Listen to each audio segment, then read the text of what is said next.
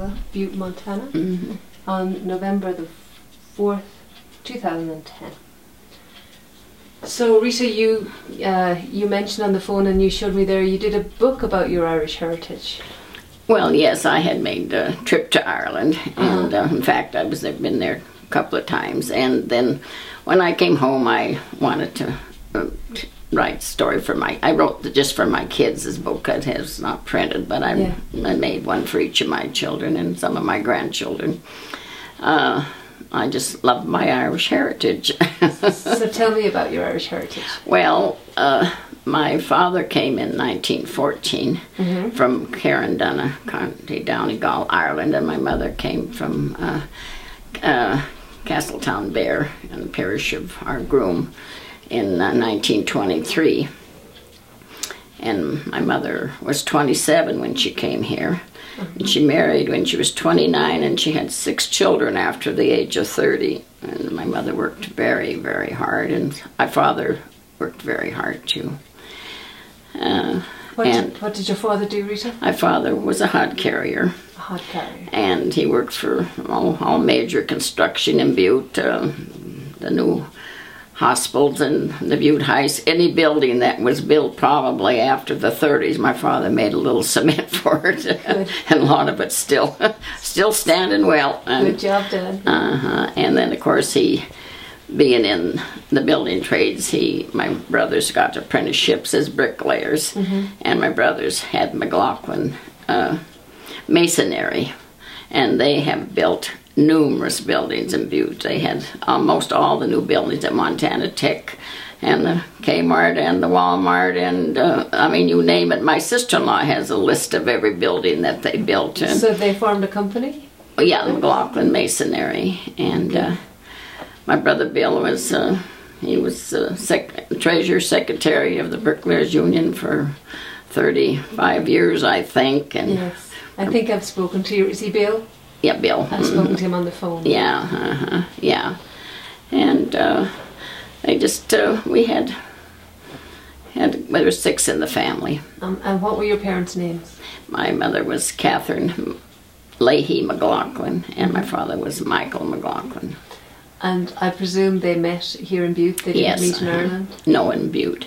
My father had 2 brothers here, and that had come to mine, and then him and his younger brother, Pat McLaughlin, came to Butte at the same time. And my mother's sister, well, she had quite a bit of family here. My mother was kind of a late baby, so then her sister Nell Fraser ran the Hamilton block. That's where the antique store is, on Hamilton and Broadway. And that was a rooming house for single miners. My mother came to be a chambermaid for her sister. And I think somebody told me the story was my father was delivering some Butte Lake liquor there and met my mother there. And of course that was during when we had Prohibition, and there was a lot of bootleg liquor. Well, we had single miners, thousands of them, but you know, that worked hard in the mine. They needed to have something with their whistle when they got through with the dust. Yeah. And so my mother, like I said, she worked very hard. Just my one uncle had silicosis. She nursed him till he died. I think he died very young, and her own brother died of silicosis. And my father's brother, he fell down the mine shaft. Pat McLaughlin, he was killed in the mine. Yeah, so I said, I wrote a little story about my mother, how hard she did work. I mean, she just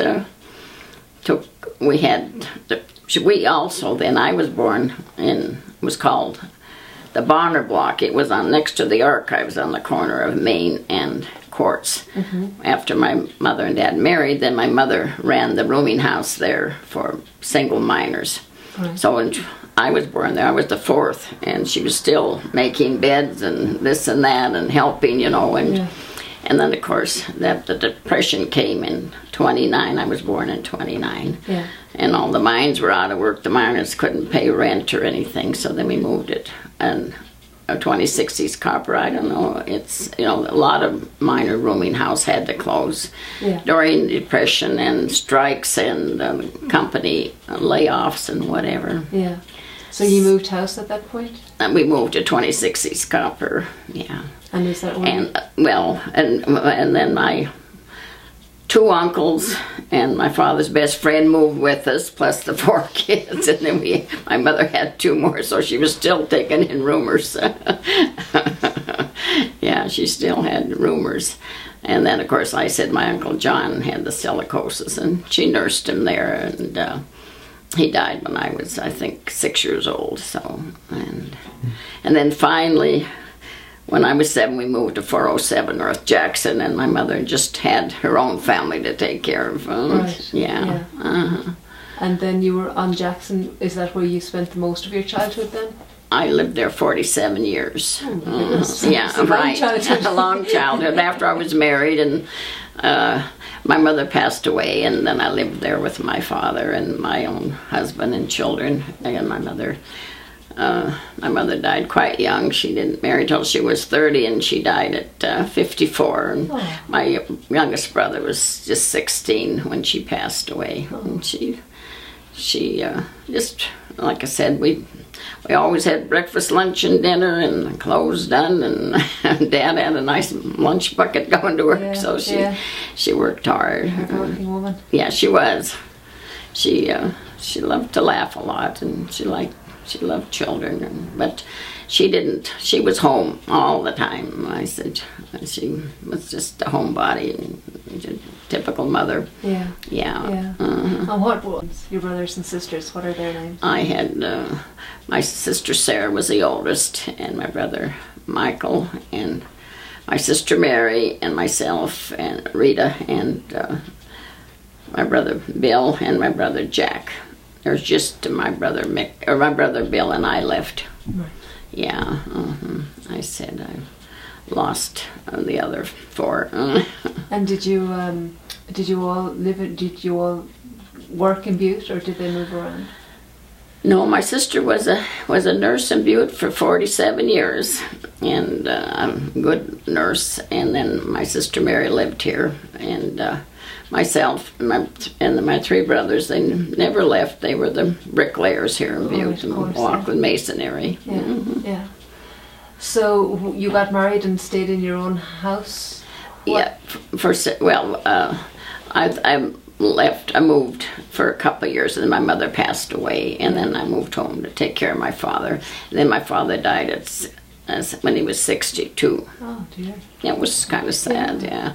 And it's just it's a sad story. My father paid into Social Security from the day it started. Yeah. Well, then he got ill. He couldn't collect any unemployment because he couldn't go to work, and he couldn't collect any Social Security because they didn't have disability Social Security. So he just had to live on his savings, and then he passed away at 62. And he got none of that money? None of it. Oh, that's... unfair. Well, that was, now they have disability Social Security. They didn't in those days, yeah. So what year did you get married, Rita? I got married in 1948. And your husband's name? Clyde Casagranda. Clyde Casagranda. And how you mentioned you had children? I had 6 children. 6, just like your mother? Yeah, right. And what are your children's names? I have Andy, Glenn, Norman, Judy, Rita, and Bob. Oh, my goodness. Yeah, right. But I have a daughter, just one daughter in Butte, a daughter in Whitehall, a son in Mexico, and 2 sons in Alaska, and then I lost a son. I'm sorry. Yeah, it was sad. Of course.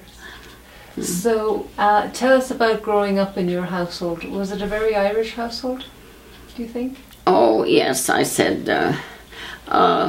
my father would never dream of missing Mass. My mother stayed home a lot.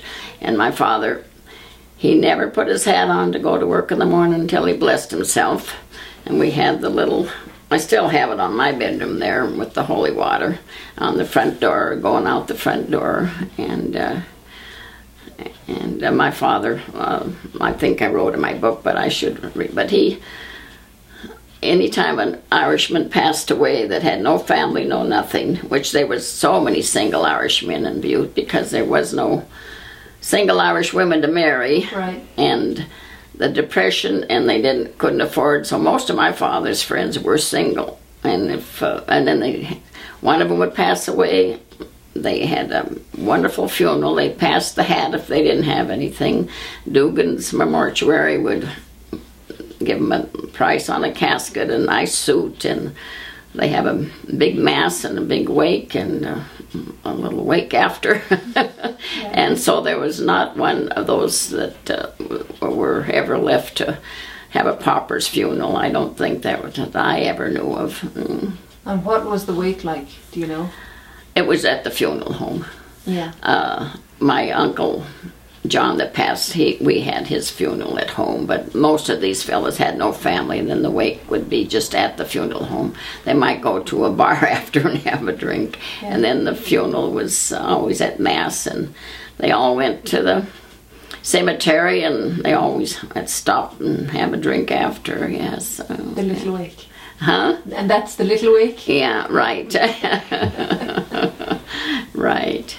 It's interesting that you would say that, because at home people stopped waking in their houses and would have the wake at the funeral parlour. Sure. Often that was because it was considered more proper. I never thought of that as being a necessity, because these single men wouldn't have had a home to have a wake in. No, they all lived in single rooming houses. We had 1,000 in Butte, and they all lived in single rooming houses, and they ate in the boarding house most of the time, and the boarding house would make their lunch. And they had very good food, family style, at these boarding houses, big tables set out, and then they had bucket girls made the buckets, and they'd have a really good lunch going to work. So what exactly was a bucket girl? She made the lunch bucket. They called it the lunch bucket, and then they'd have their sandwiches and fruit and cookies, and probably if you were a favorite, you might get an extra cookie. So did the boarding houses have girls to come in especially to prepare the lunch? Oh, yes. And they had, the cooks. Usually the owners did the cooking, and they have a serving girl. And there used to be 3 shifts in mine. See, they'd have the day shift and then the afternoon shift, 2 shifts. Always there was the day shift and afternoon and graveyard shift. So they had lunches going out all the time. Yeah. So it wouldn't just be a case of making them in the morning? No.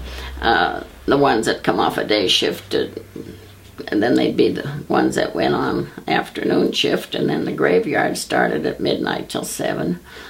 But I don't know if the buckets were probably made early for the graveyard shift, yeah. I'm sure.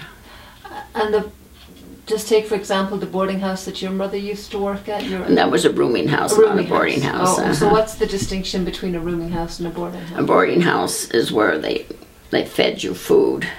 Rooming house is where they slept. Right. And there was several in Butte now, just like the Hamilton block now. I don't know if that's ever been a room rented upstairs. And of course, where I was born, the Bonner block's been torn down for several years. But I'd always wanted to look up something about my Aunt Nell that had the Hamilton block. When she left here, she went to Canada, and then her and her husband came to Seattle and bought a hotel, and then they went to San Francisco for the World's Fair and had a hotel, and then she had a big motel in Chico, California. So she did really well for a woman from just a little village in Ireland. Yeah. But they all did pretty well, I think. They did well. Yes. Yeah, I think so. But my father was from a family of 11, and the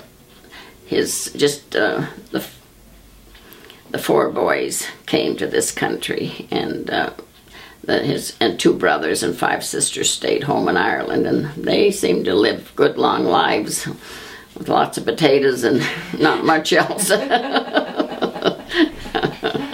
Did your parents talk much about Ireland when you were growing up? No, not much. In fact, the story is why, when I was about 12, I said to my father, I said, my father wrote home, I guess, if someone passed away, but there was no writing, no nothing. So I asked him for the address of his family in Ireland, and then I asked my mother. So I started writing when I was 12 to my father's brother. He would be Andy McLaughlin, and he had a daughter, Mary, just my age. So Mary and I corresponded for years and years and years. And then I had decided that I was going to make a trip to Ireland. Mm-hmm. And so 1960, I said, opened a little savings account. I said, I'm going to Ireland in 1970. And I put money away, and of course it didn't cost that much to go at that time either, but I did. And I was the first, what they call Yank, to ever go back home that left.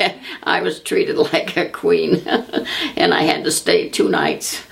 And with every house, first cousins and aunts and uncles, and I had a marvelous, and I wrote quite a few stories from that time. Did you go back? I mean, did you go on your own? On my own. Very good. Well, nobody wanted to go, and so I said, and I'm going, and I went, and it wasn't easy because you flew into London at that time. I flew out of Canada, and then I was supposed to take the train down and go across and go to Cork first. Mm-hmm. Well, I went to the hotel and I couldn't understand that English. I just couldn't understand, and so I told her I wanted to go, and I just got really shook up. So I called the airline and I said, well, what plane do you have going to Ireland? And they said they had a plane going to Belfast. So I got a ticket on it, and I got the cab and went back out the airport. And then that night, even in Belfast, I heard some guns fire, and then the taxi cab driver, he told me a lot of the troubles. I didn't know if he was Protestant or Catholic, but anyway, he told me about a lot of the troubles, because then I was still lost. I have him drive me over to Carrington, so instead of taking the bus. So then my father's brother met me and Mary, and he looked exactly like my father, exactly. And the first thing we go in a bar, and he ordered me a Guinness and a halfer, and I didn't know what he even ordered me. It was a Guinness beer and a half a glass of whiskey. Yeah. I never heard of that expression, halfer, before. And so we got along just great, yeah. And Mary and I had, and then I had all the other first cousins, but she was the one I corresponded with for years and years. Yeah, and so that was, and then my cousin drove me down to Cork, and then I stayed at a B&B there, and then the fellow there was great. He made reservations on the minibus to take me to West Cork, to Castletown. Yeah. And so we got on that bus. It was so crowded because there was very few seats, and they started the rosary as soon as we left town, and he pointed to me. He didn't know if I was Catholic or Protestant, to say my part of the rosary too. And this was in 1970? Yeah. Around then? Yeah. Yeah, yeah. And so then when I had a first cousin there, my mother's home, but she lived, my mother's home was vacant at the time. My Uncle Jim had lived there up until he was ailing, and then he was living with my cousin, and just short ways down. And they didn't have electricity at 1970, and right there. It was 7 miles out of Castletown there. Right. Yeah. Okay. She was it was a great visit. Yeah. What were your first impressions when you got to Donegal and to Cork? Were they like you expected they would be? Well, they said I wouldn't be able. Oh, they says you'll never understand John, cousin John. That was my Mary's brother John, and I stayed up there, for 4 days with my Uncle Andy, and I could understand everything he said. And of course, it was I think I was, kind of nervous, but I tell you, they're the most kind, generous people, Irish people. You're treated like anybody is. You go in the house, and you are the guests, so they put you right next to the heater or the stove, be warm, and the first thing they do is offer you a drink. And a courtesy that you never ever would hear of this country, they show you where the bathroom is without you ever having to ask where it is. And then, of course, you have to have tea and scone, which I love scone. I never ate it. I mean, I had it when I was young, but I love scone and biscuits and they ate very simple. That was both from the west of Ireland. It was still very poor, even up in Donegal. Yeah. I said they were doing fine, but still they. Yeah. Simply. Huh? They were living simply. I suppose. Simply. Fresh, good butter, good cream, good milk. Couldn't complain about any of that. Yeah. You could even taste the difference in it, huh? Yeah. So, you that was your first trip back? Did you say you'd been more than once? I went in I was 77 again. Mm-hmm. Yeah, I had my brother Jack's son married an Irish girl. Oh, right. He went to visit Ireland, and he loved Ireland, and so then he moved back there, and he had a job in Dublin, and he married a Dublin girl. Her name was Gronia. Yeah. And then they came to this country and had a little boy, Cian, and then my nephew passed away. So Gronia, she lives in Dublin now. Right. And when she was here, she took the course from Whitehall, the massage and all that. Oh. Yeah. And she has a business there. She teaches yoga and she does massage for pregnant women. Yeah. She has a good thriving business. She's a wonderful, wonderful girl. Yeah, she is. Sad for them, though. Huh? That was sad for them, though. Really, yeah, Jack was, I suppose. I have several nieces and nephews, and I just love Jack. He lived a full life, a very full life, and I guess sometimes you pass away young if you have a good life, I guess. It's the way you look at it, or I've looked at it, yeah. So, when you were growing up on Jackson and elsewhere around Butte, were they very Irish neighbourhoods? I wouldn't say. There was a blend of I wouldn't say a lot of. There was a lot of Irish, yes, but we had boiled potatoes every night. Yes. Or mash every night.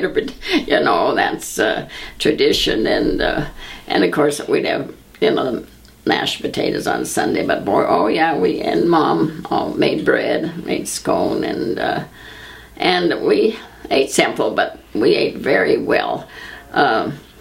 We had the Depression, but my dad was fortunate. He got to work through the Depression. They were building on to the post office. Mm-hmm. So we didn't have nothing extra, but Mom we had the same menu every night. I said we had the roast on Sunday, leftover roast Monday, and beef stew on Tuesday, and we had always fish on Friday, and we had steak twice a week. I don't know, or Dad did. We did too, I guess. But she always, he worked really hard, and he was a good provider. And then in the winter, all the construction would shut down downtown, and he'd go to work in the mine. Did he? Yeah. And what did he do when he worked in the mine? Just a miner.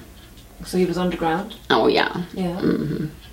Right, yeah. I mean, a lot of time, we had way colder winters when growing up. I mean, way colder winters, and all construction would shut down. Where now they got plastic and heaters and whatever. Yeah. And so then he was a good provider, and my mother was a good money manager. She taught me good money manager. And I think Irish people are some of the most generous people, and I'm assuming different nationalities like money more than Irish. I don't think, I really don't believe Irish people love money than some nationalities do. They're very generous with their money. Mm-hmm. I've always found that here and there. Yeah. Mm-hmm. when in your house, were there any mementos or keepsakes that were particular to your parents' Irish background? Not too much, except one. Now, there was a picture of my grandparents, which is in my bedroom there. My father's parents was on our wall forever. A beautiful picture. And it was big. And I always wondered how that picture ever got to Butte, you know, from Ireland. And it always bothered me. Well, anyway, I had a cousin come from Ireland, and I was moving into an apartment, and I let her take it home, you know, and to Ireland, because she had a B&B and all. I had 51 first cousins there, and so I thought maybe it would go back there. Yes. And so then I asked my older sister one time over. She said Dad had a little tintype. He took it downtown to the photographer and had it enlarged this big and hand painted and put in this beautiful frame. Oh. But the story, a funny story in that picture is a cousin of mine visited the one that had the B&B and stayed there, and he said, could I take that picture and have some pictures made? And so he had some pictures made, and every one of my cousins here in this country and there have a picture of my great-grandparents, and I got one back again. So did he get it back to you? No, he didn't. My nephew Jack sent it to me, but he made several and left them in Ireland with different ones, and then my nephew Jack had some more made and sent one back to me. Oh, so that was I felt really sad sending that picture, but in the end, it's everybody has that photograph, and it was a nice picture. Yeah. Yeah.